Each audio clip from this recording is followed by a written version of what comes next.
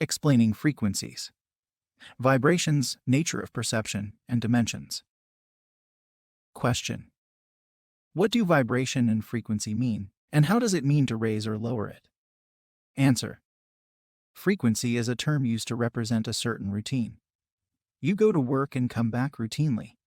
This is a frequency. A day and night have a frequency of 24 hours as it happens frequently. If you change these routines, you have changed your environmental and social frequency. By changing your habitual routines, you have changed your frequency.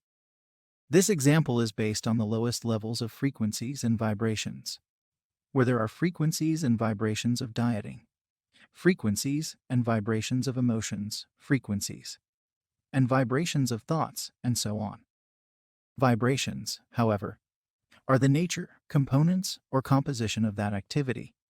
We can say someone goes to work every day. Work is a vibration, but also this person goes to the gym every day.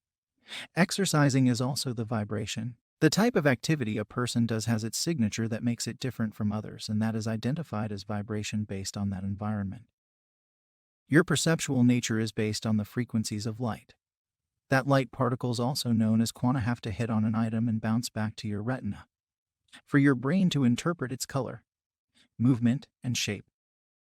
Observing someone playing tennis. If we slow down the speed of light, then this frequency of light will change, where the motion of a moving tennis ball will be so fast to the point of only perceiving a streak of light or a line. A walking person would appear as a long wall.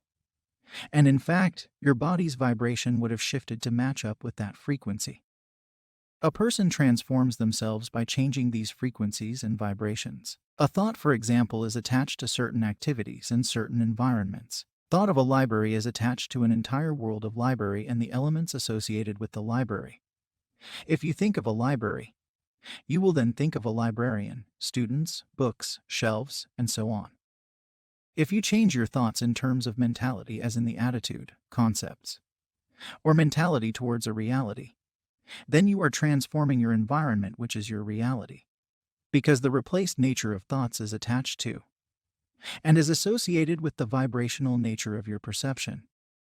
When you are perceiving a glass of water, it is your constructed perception that gives it a meaning. As with the absence of consciousness, the glass of water does not exist, because there is simply nothing to identify it for what it is, for its shape, color, temperature, and so on. So then, upon shifting that concrete mentality that this glass of water is not the absolute reality, you have then raised your ability to perceive. You begin to perceive the potential or the probable nature of the present reality. You may have 3 or even 5 individuals working in the same company, but because of different work schedules and work shifts, these individuals will never meet in their lifetime. Because if one works at a night shift, and another works an hour later for 2 hours, then another one works afternoon shift, etc., these individuals, unless they are in the annual meeting, will never meet, because their frequency is different, but their vibration is the same.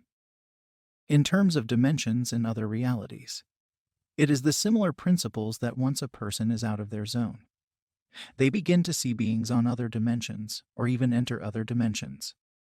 Question: what you are explaining here implies that even another country is another dimension, or even in the same place when someone is a couple of meters away from me, they are on another dimension.